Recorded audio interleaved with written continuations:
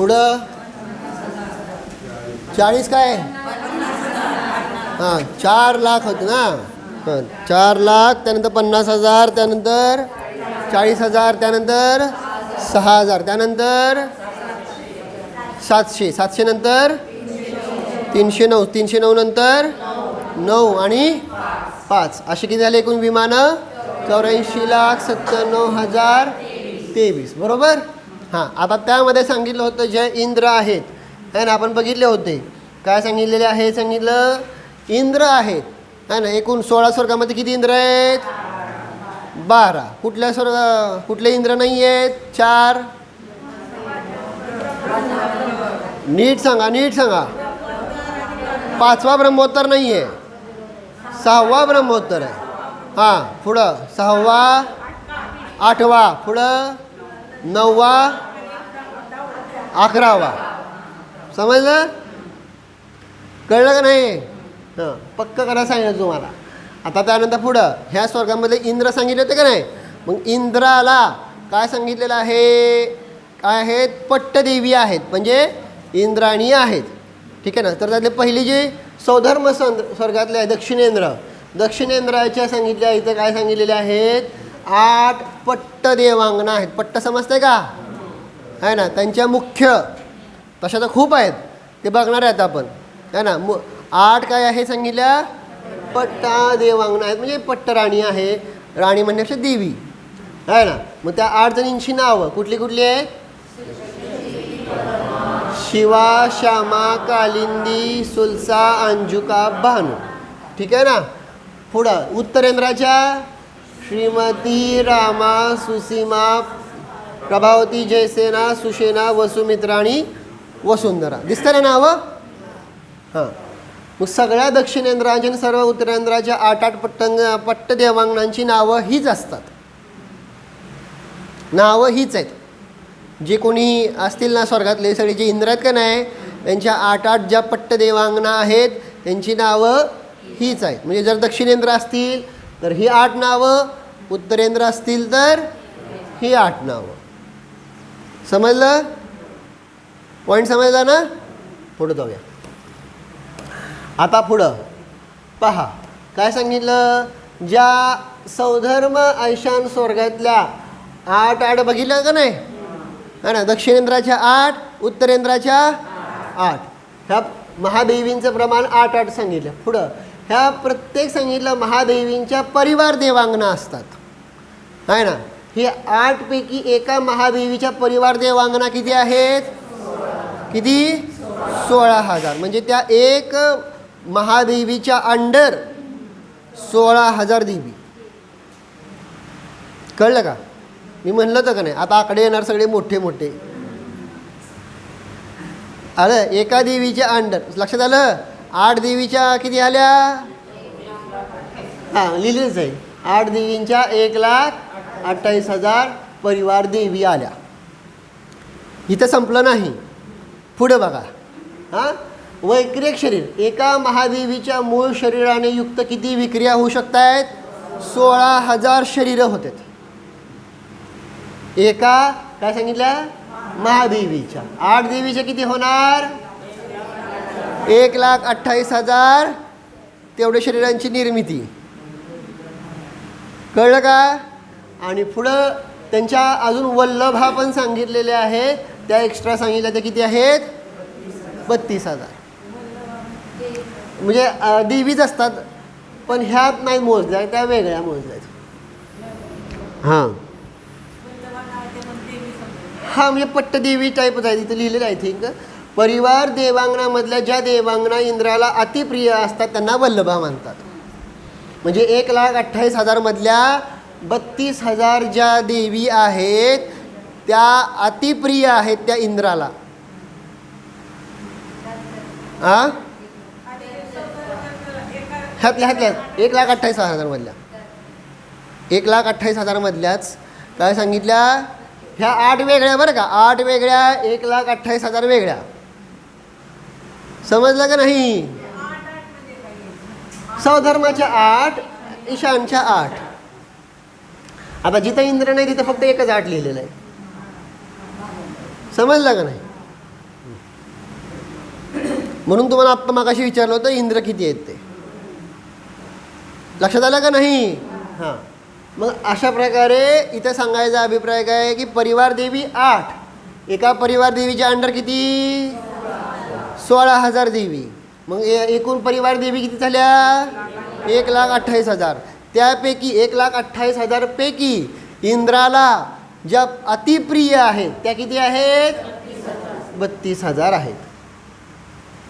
आलं लक्षात? पॉईंट समजला ना? पुढं देवींच्या प्रासादांची उंची आहे ना, त्याच्यापेक्षा वल्लभाच्या प्रासादांची उंची 20 योजन अधिक असते. म्हणजे ज्या 1,28,000 सामान्य देवी आहेत का नाही, त्यातल्या ज्या 32,000 अतिप्रिय देवी आहेत, कळालं का नाही, त्यांना वल्लभा म्हणतात.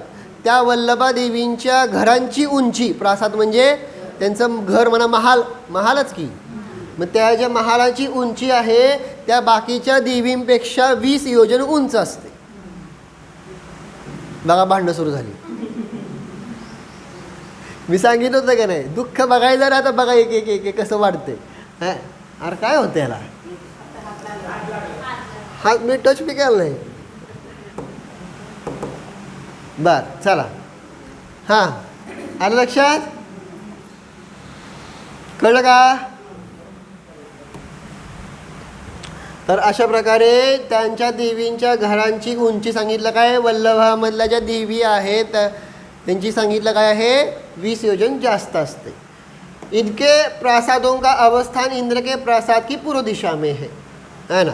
ह्या वल्लभा ज्या देवी आहेत त्यांची जी महाल आहेत ते इंद्राचं जिथं आहे ना महाल त्याच्या पूर्व दिशेला असतात, जवळ असतात.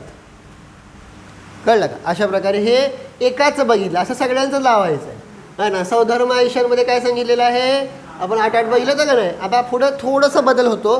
सानत कुमार माहेंद्र जे आहेत ह्यामध्ये काय सांगितलं, 8 देवी असतात. कळलं का? पण एका महादेवीच्या परिवार देवांगना किती असतात? आता इथं कमी झाल्या, कमी होत चालल्यात. 8,000 समजलं. आणि त्या 8 विक्र्या किती होणार? 8 8 64 समजतंय ना. हां, पुढं 8 महादेवींच्या वैक्रिक शरीर तर 32,000 एका देवीचं आहे ना. 8 देवीचं किती होणार? 2,56,000. आणि ह्यातल्या वल्लभा किती आहेत?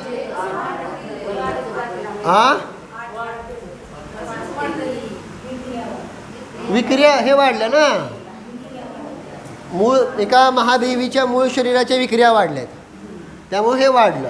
कळलं का? हां ना. आणि पुढं सांगितलं काय आहे, ह्या 64,000 मधल्या 8,000 काय आहेत? वल्लभा देवी. समजतंय ना? कन्फ्युजन होत नाही ना? हां, विक्रिया म्हणजे ते अजून तेवढे शरीर बनवतात ना. हा कमी पडतं तिथं सगळं, तुम्हाला म्हणलं नाही का? हो कसलं ते विचार करा की तुम्ही, ते कसा मोठा परिवार दिसतोय. आता एरिया केवढा बघितला, हाईट केवढी बघितली, समजलं का नाही. मग ती सगळं कसं भरगच्च वाटतंय. आणि भरगच्च असल्यावर मग परिवार केवढा मोठा, समजतंय का नाही. बाकीचं पोरं बाळं नाहीत, मग सगळे हे असलं आहे का नाही. आणि बाकीचे काय सांगत असेल का आपण, त्यांचे काय असतील भोग आपल्याला काय माहीत नाही ते. कारण तिथं लिहिलेलं आहे ना, नाके नाकौ कसाम सौख्यम नाके नाकौ कसामिव. स्वर्गातलं सुख स्वर्गातल्या सुखाप्रमाणेच आहे, त्याचं सांगता येत नाही म्हणले. आपल्याला काय कळणार? जसं मनुष्य गतीतलं सुख हे तिऱ्यांच्याना काय कळणार? कळतंय का? तिऱ्यांच्या काय म्हणणार, मनुष्याचं सुख मनुष्याला माहीत. काय माहीत कुठं जाते, कुठं येते, काय करते, देव जाणे. बरोबर का नाही? म्हणजे आपल्या मनुष्याची दुनिया केवढी आणि तिऱ्यांच्यांची दुनिया केवढी. लक्षात आलं का? मग त्या स्वर्गातल्या देवाची आपल्या पुढं कुठं चालणार आहे, समजते का नाही. ते रडतेत, हो आम्हाला मनुष्य व्हायचं नाही म्हणते स्वर्गातले देव. का? एवढं सुख अनुकूलता मिळणार नाही. त्यानंतर 9 महिने कुठं राहावं लागतंय? तसल्या घाणेरड्या ह्यामध्ये गर्भात राहायचं म्हणजे काय काय आहे सगळं हाडपू मांस वगैरे सगळं सप्तधातू आहे का नाही. मग तिथं राहावं लागतंय आणि हे बघून मग ते ज्याला ज्ञान नाही अज्ञानी आहे ते देव रडतायत. कळतं का.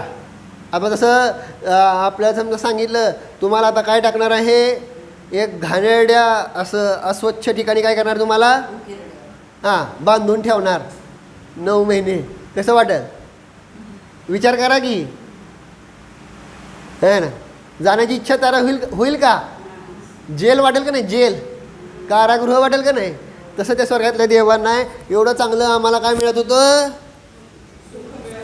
सुख मिळत होतं. आता ते मिळणार नाही. आता हे असं सगळं मिळणार आणि परत तिथून पुढं पुढं जातं आहे कोणास ठाऊक. हे सगळं सोडून जावं लागणार. जसं आता आपले हे भोग सोडून जाताना इथं मनुष्यसुद्धा रडतात का नाही. आता स्वाध्याय झालेला आहे ते म्हणतात की आता रडत नाही आम्ही समाधी मरण करतो हे सगळं माझं नाही वगैरे म्हणून सगळे सुखपूर्वक करतात. पण ज्यांचा नाही काय ज्यांचा स्वाध्याय बी नाही ते हा मनुष्य भाव सोडताना काय होणार आहेत दुःखी होतात का नाही. मी ही सगळी पोरं बाळं सोडून चाललो आहे हे सगळं वैभव सोडून चाललो आहे. झाला का नाही कोण दुःखी झाला सिकंदर झाला का नाही दुःखी. जगत जेता हां हे सगळं कमवलेलं काय करतोय मी आता आलं का लक्षात आहे ना. हे असं होतं त्रास तिथं पण होतोय एवढं सगळं सुख सोडून जायचं आणि त्रास त्यांना होणारच ना. ज्याची अटॅचमेंट झालेली आहे ज्याचं श्रद्धानच तिथं लागलेलं आहे त्या सगळ्यांना काय होणार सोडून जाताना त्रास होतो दुःख होतं आहे ना. पण ज्याची अटॅचमेंट श्रद्धानातनं तुटलेली आहे ना त्याला काहीसुद्धा पुढं त्रास आचरणात येताना त्रास होत नाही. पुढं हे समजलं का आता. आता ब्रह्मोत्तरमध्ये किती इंद्र आहे एकच आहे आहे ना. ब्रह्मोत्तर जॉईंट हां म्हणजे जॉईंटच आहे ना शेवटी. त्यामध्ये इंद्र काय आहे एक ब्रह्मचीच ऑर्डर चालते आहे ब्रह्मोत्तरला समजलं का नाही. मग इथं एकच महादेवी 4 कमी झाल्या समजलं का नाही. त्यामुळं 8 महादेवींच्या परिवार किती झाल्या 32,000 8 चोक 32 समजतंय ना. त्यानंतर पुढं आता विक्रिया वाढली 64,000 पुढं हे 5,12,000 32,000 मधल्या ह्या किती फक्त वल्लवा 2,000 समजतं ना सगळीकडं. इथं 2,000 1,000 500 250 तसं तसं इथं पण काय झालेलं आहे कमी झालेलं आहे.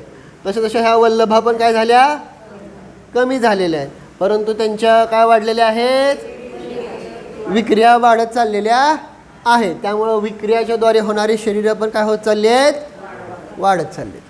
म्हणून म्हणलं ना तुम्हाला विक्रिया वृद्धी आहे ना सहन होत नाही ते कळलं का नाही. आता तुम्ही विचार करा इथं किती 81,92,000 झाल्या आहे ना वरच्या स्वर्गातल्या आनंद प्राणत अच्युतमधल्या. आणि इथं किती आहे त्यांच्याकडे जास्तीत जास्त किती झाल्या 1,28,000 आणि हे कुठं 81 लाख फरक किती पडला समजतंय का नाही.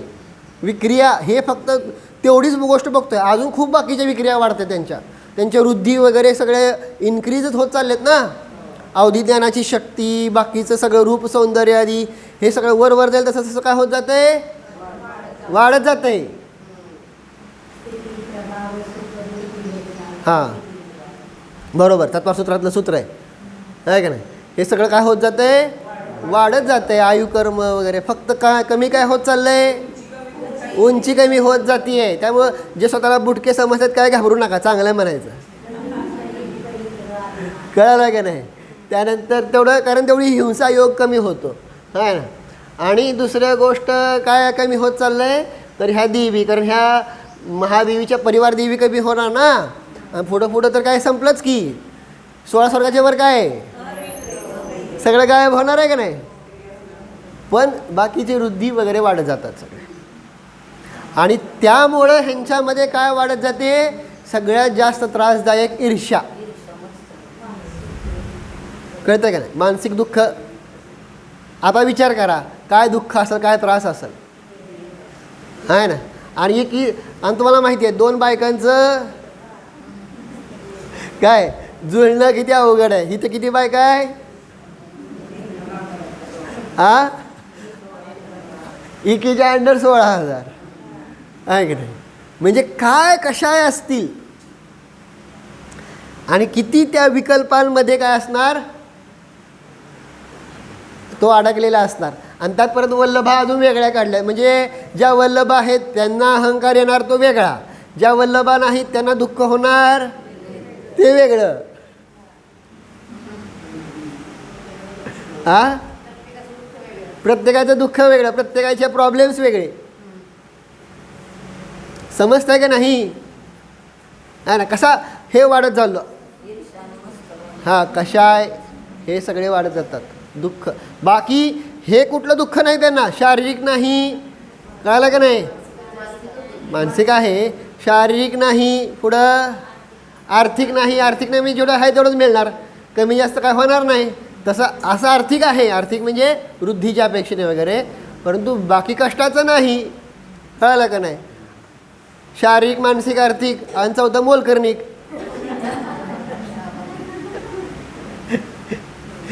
काय सगळं वृद्धीच आहे की, आहे ना.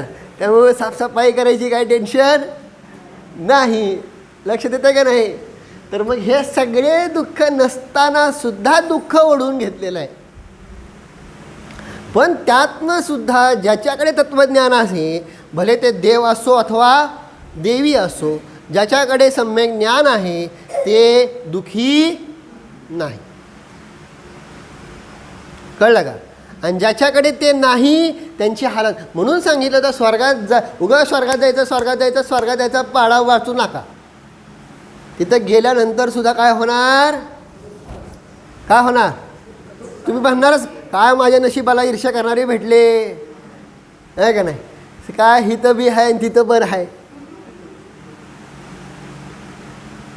हां, काय करताय? हिथं त्रास होतोय का नाही?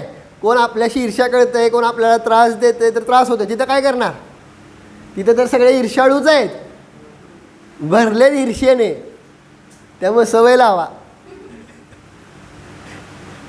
पण सांगितलं ना, ज्याच्याकडे काय झालेलं आहे, सम्यक ज्ञानाची प्राप्ती आहे, त्याला घाबरायचं हा ना. तिन्ही लोकांच्या पाठीवर कुठेही जावा रे, तुमच्या मागं कोण आहे? सम्यक ज्ञान आहे, तत्वज्ञान आहे, हा ना. तिथं काही सुद्धा चिंता नाही. आता ह्या देवींची उत्पत्ती वगैरे कशी कशी होती, अजून ईर्ष्या कुठं कुठं भांडणं होतात ते उद्या बघू, ठीक आहे ना. उद्या हे विचारायचं होतं. अजून थोडंसं ह्यातलं अजून थोडंसं एक कठीण प्रकरण वगैरे आहे, ते घ्यायचं आहे का उर्दूलोक थांबवायचा? घेऊ दे का? थोडंसं आहे, उद्या सोपं आहे, काळजी करू नका.